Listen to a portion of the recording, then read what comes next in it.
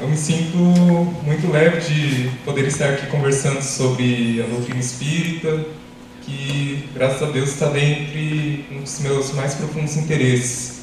E agradeço a todos que organizaram esse evento, agradeço ao meu pai e ao meu irmão por terem me trazido até aqui. Eu não tenho toda a experiência de vocês aqui, realmente não há muito que eu possa trazer. Eu devo explicações sobre como que eu estou aqui. Esse artigo, eu iniciei ele, estou no primeiro período de medicina e primeiro ano de medicina. No meu primeiro período existe uma matéria dentro do currículo que chama Iniciação em Prática Científica, que é ministrada por um professor de filosofia. Dentre uma das tarefas que essa disciplina exigia era a confecção de um artigo científico. E eu nunca fiz um artigo, tampouco fiz alguma apresentação do tipo. Esse artigo, eu pensei em fazer um artigo sobre mediunidade, que é um assunto que eu tenho interesse. E eu decidi perguntar para o meu professor de filosofia sobre algumas orientações, algumas dicas sobre como eu deveria proceder. E eu havia avisado ele que eu queria pensar sobre a mediunidade. O artigo era sobre revisão bibliográfica. Ele havia fornecido um modelinho que todos deveriam seguir para a produção desse artigo. Enviei um e-mail para ele perguntando orientações. Aí ele respondeu: tudo bem, pode fazer o artigo, mas eu sou materialista e não creio que seja científico os estudos sobre temas como espiritualidade, mediúnica. E aí eu confesso que me empolguei um pouco, decidi impressionar um tanto ele, e é justa essa visão dele, porque quando vemos toda a riqueza desse tema, parece uma coisa de filme, é como se estivesse falando sobre alguma conspiração que aconteceu no século XIX, que ainda está viva hoje, como se estivesse falando sobre ETs que vivem na nossa sociedade, e chegar falando que os espíritos se manifestaram de maneira tão intensa assim, realmente é difícil de acreditar num primeiro momento. Então eu acabei por fazer o artigo. No primeiro momento ele não ficou muito bom, conteve bastante subjetividade e ainda até agora acho que não pode ser considerado muito científico. Eu fiz uma pequena revisão. No primeiro momento tinha esse título: a mediunidade alegada por muitas pessoas é evidência de uma relação mente-corpo alternativa. No entanto, essa pergunta creio que ainda deve ficar por um tempo aberta, porque cientificamente não temos nem mesmo provas contundentes de existência de espírito, de alguma outra relação mente-corpo, e irei explicar isso um pouco mais para frente.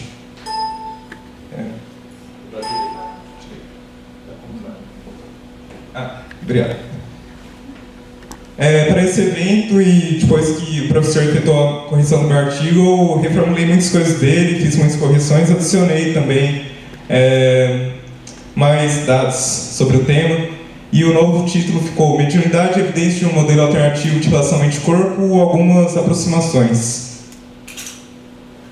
O meu professor, ele criticou, quando eu pedi orientações a ele, que os artigos existentes atualmente, eles já categorizam a mediunidade como se fosse um fato.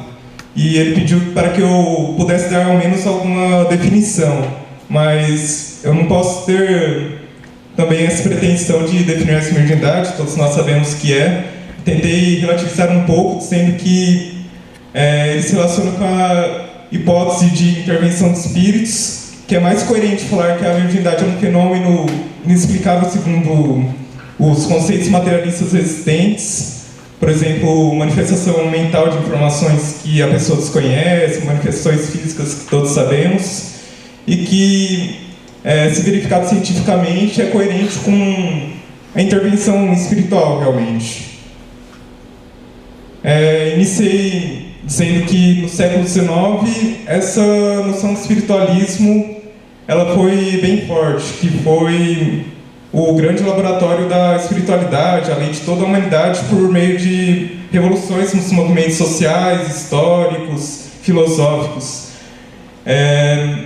E sempre, desde o século XIX, desde antes mesmo, até a atualidade, existe essa antítese entre espírito e matéria. Podemos dizer que o espírito, ele, segundo a nossa visão, ele é a fonte de uma mente que não pode ser medido pelos instrumentos científicos atuais. No século XIX que houve essa explosão de investigação científica dos fenômenos espirituais, mediúnicos, e existe essa oposição, como eu já disse, que podemos definir como o reducionismo ao materialismo, e o espiritualismo, que é a crença no espírito. No pequeno trabalho que eu pude realizar, eu simplesmente busquei de maio a julho desse ano em sites, bancos de dados que existem na internet, Cielo, PubMed, Relax. Pensei segundo palavras-chave, segundo o modelo que o professor forneceu para a confecção do artigo, nada demais. Selecionei também alguns livros históricos que se encontram na internet, os quais já tive contato, além de referências para melhorar minha exposição. E a bibliografia revisada foi essa. Irei explorar um pouco sobre o que eu pude encontrar no meu estudo.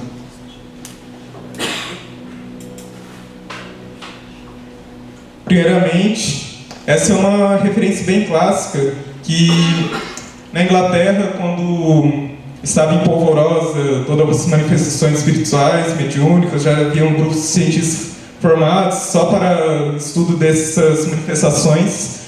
Houve a London Dialectical Society, que é a Sociedade Dialética de Londres, bem famosa, que decidiu, em 1870, fazer um comitê. Reuniu diversos cientistas, total de 33, e eles organizaram 15 sessões mediúnicas com a presença desses cientistas que testaram todos os fenômenos, todo o desenvolvimento que os médiums apresentaram. Foram no total 15 seanças.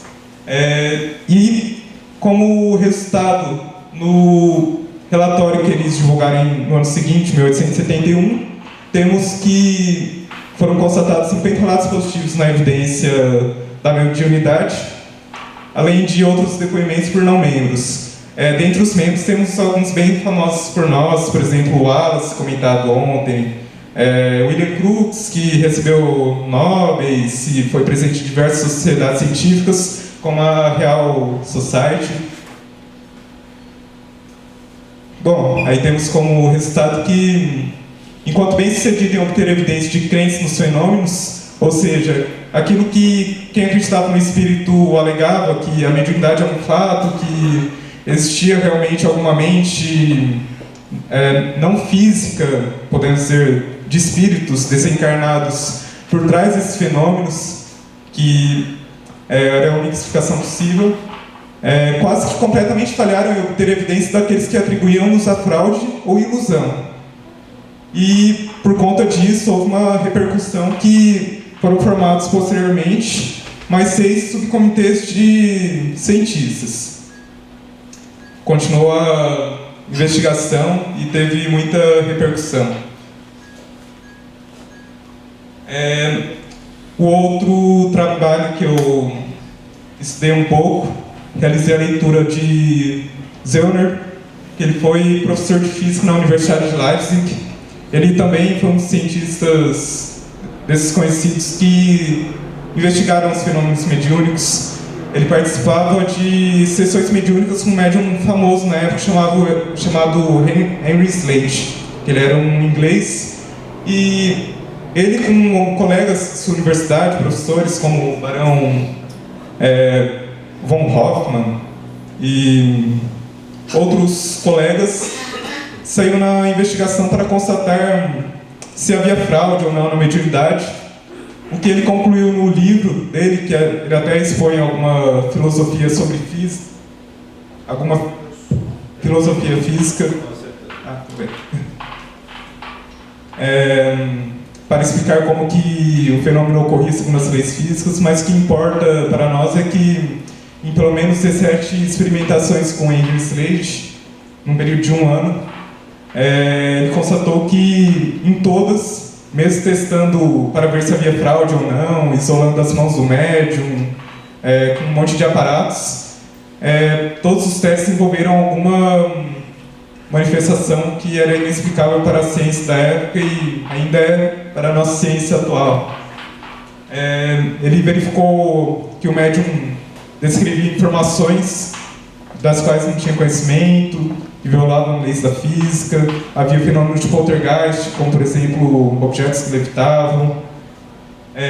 Entretanto, o método científico Zellner ele foi contestado por James Hyslop, que, no entanto, ele era um médium inglês. Não, médium não necessariamente, mas ele era um investigador de médiums inglês e ele acreditava no espiritualismo.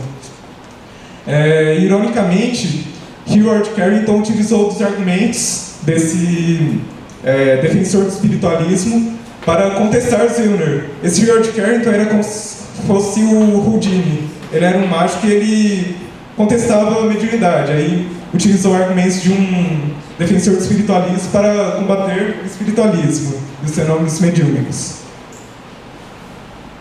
Próximo trabalho é de Sir Arthur Conan Doyle, já foi mencionado aqui, o pai de Sherlock Holmes, que fez uma grande obra histórica sobre o desenvolvimento espiritualista, principalmente na Inglaterra, onde ele vivia, que é uma grande fonte, esse livro, A História do Espiritismo, originalmente The History of Spiritualism, que tem muitos registros sobre mediunidade, sobre todas as grandes personalidades que investigaram. Numa seção do livro, ele defende a metodologia experimental de Zellner. No entanto, o próprio Zellner ele se defende, mesmo antes de todas as contestações, de contradições que haviam em seus experimentos e que já acusavam ele, então, naquela época. Que é aquela questão de que o cientista ele tem que investigar a mediunidade sem impor definições a ela, porque mal conhece, não dá para limitar o estudo querendo que os espíritos façam algo que não se conhece nem mesmo que eles fazem. Agora, do mais recente, temos o professor Alexander Moreira Almeida, um dos mais renomados hoje, que coordena lá o núcleo de pesquisas em espiritualidade e saúde da Universidade Federal de Juiz de Fora. Essa foi uma tese de doutorado dele, junto com o Lotufo Neto, de 2005.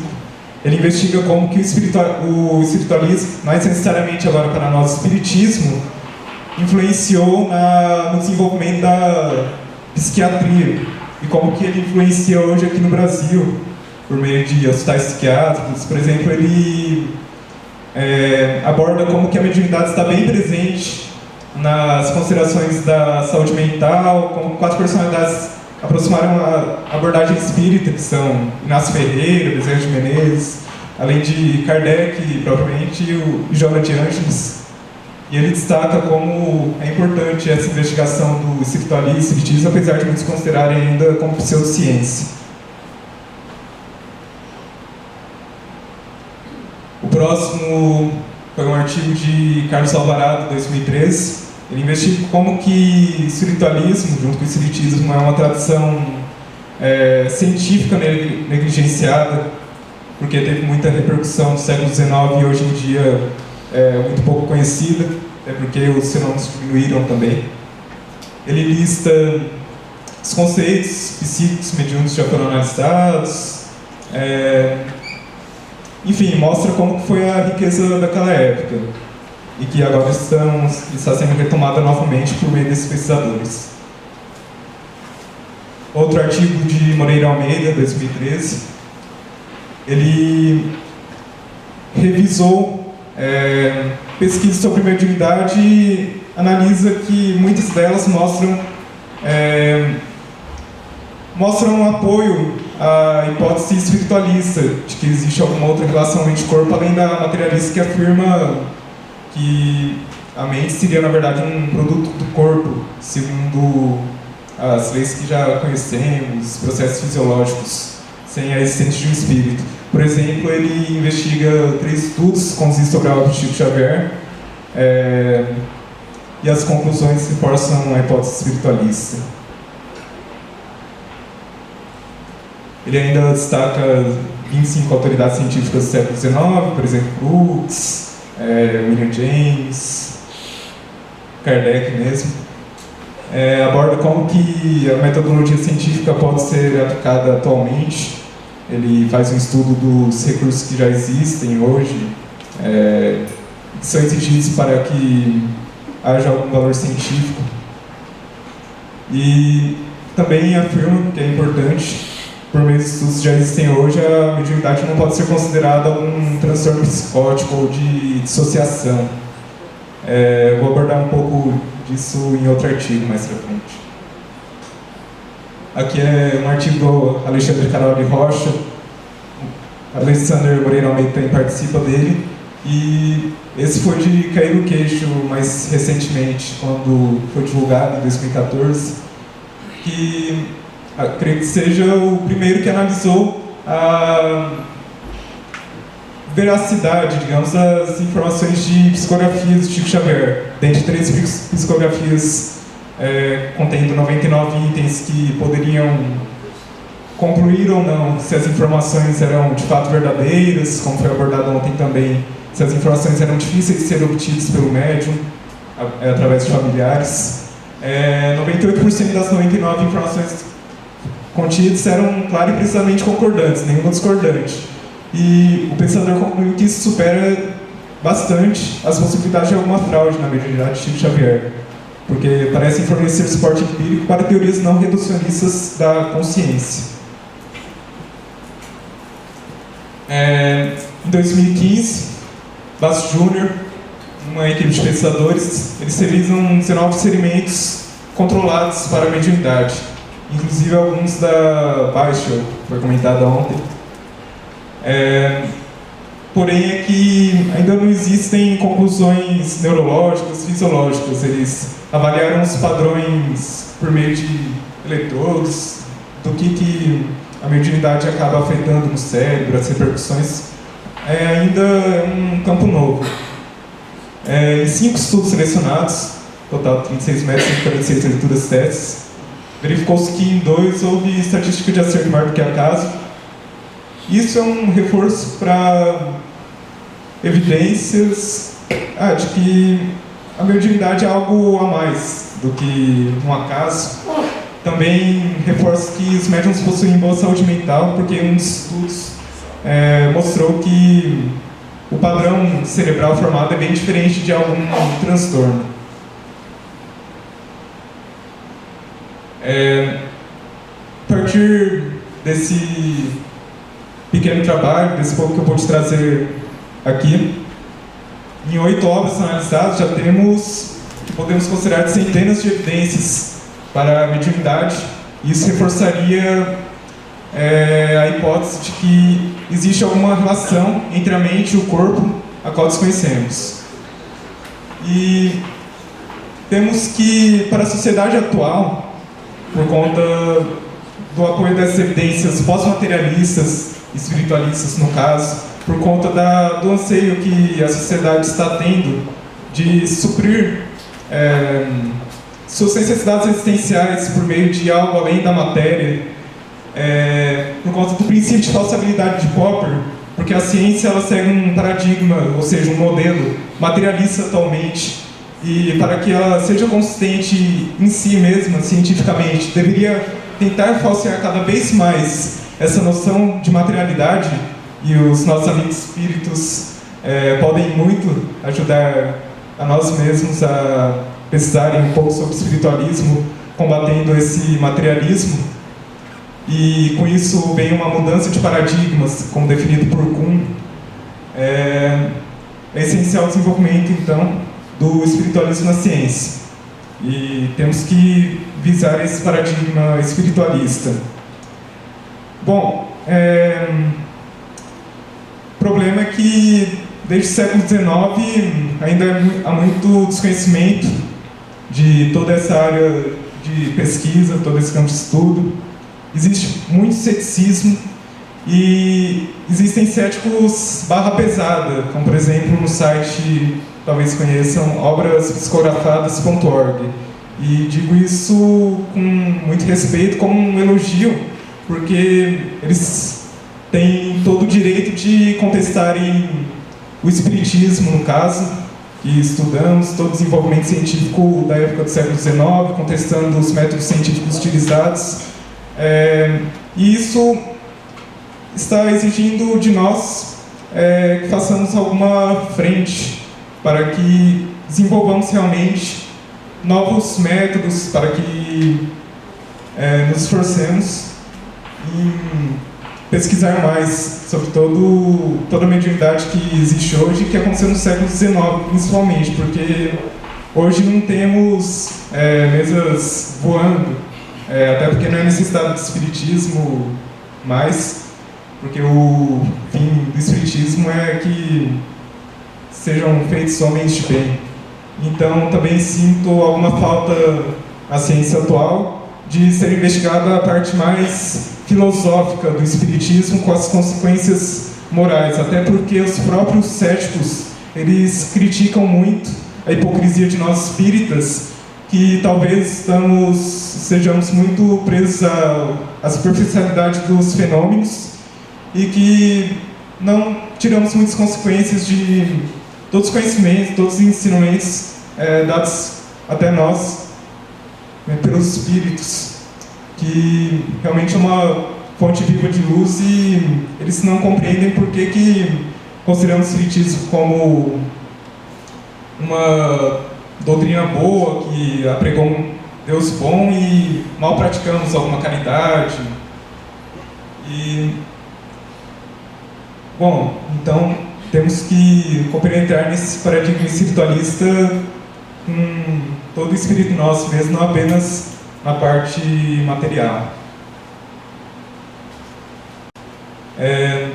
No meu artigo eu coloquei essa citação de Kardec: uma vez que entrarmos nesse caminho, a ciência possuirá a chave para os mistérios e deve superar o mais formidável obstáculo detém o progresso, o materialismo, que restringe o círculo da observação ao invés de ampliá-lo. Por questão de preciosismo, eu fiz uma citação de citação, porque as frases de Kardec se encontram em inglês naquele artigo da tese de doutorado de Moreira Almeida com Lutolf Neto. Porque, por enquanto, Kardec ainda não é considerado uma autoridade científica, mas creio que no futuro, espero que breve, ele possa ser utilizado como uma referência direta, ao invés de termos que citar alguma autoridade científica já considerada atualmente.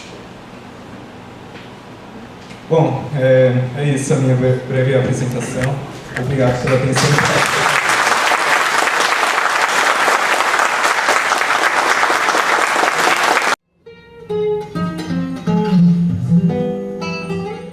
Eu vou começar com uma pergunta para o Antônio.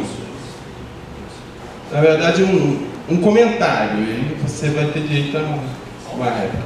Para o Paulo. Desculpa. Paulo.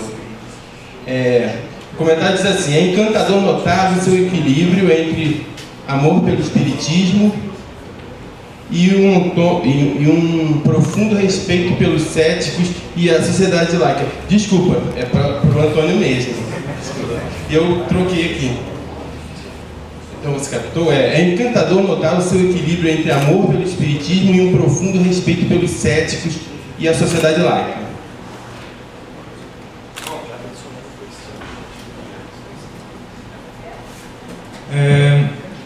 É recente o meu contato que eu tenho em aprofundar um pouco mais o estudo do espiritismo, e realmente eu tive um conhecimento sobre os céticos por meio da internet. E no site, por exemplo, que eu trouxe, que é o obraspsicografadas.org, e alguns outros também, esse movimento cético, ele bastante respeitável, porque ele traz até mesmo traduções inéditas de trabalhos do século XIX, além de muitas contestações e artigos que são desconhecidos por nós mesmos espíritas. E para a gente desenvolvermos o conhecimento espírita atual, é necessário que possamos realizar algum debate com os laicos, com aqueles que se opõem ao pensamento científico nosso, e que possamos também levar até eles o nosso pensamento não apenas científico, mas de todas as implicações que o século XIX nos trouxe, principalmente por meio dos ensinamentos dos espíritos, que creio que seja ainda desconhecido por esse nosso grupo, que talvez seja os nossos maiores fãs de pesquisa científica do espiritismo, que nem mesmo nós espíritas desenvolvemos com tanta firmeza quanto eles, pelo que eu percebo, por exemplo, nesse site, no aprofundamento de pesquisas que se desenvolveram no século XIX e no aprofundamento de estudo de obras de Chico Xavier, por exemplo, da literatura atual mais recente. Bom, obrigado por tudo. Eu queria agradecer a todos, mas também, acho que em especial, eu queria ressaltar a presença do nosso jovem aqui, o mais jovem, todos somos jovens aqui, mas o Antônio Marcos deu assim, um exemplo de que a LIP tem um grande futuro, né? E que continue realizando suas pesquisas e continue participando conosco. Muito obrigado.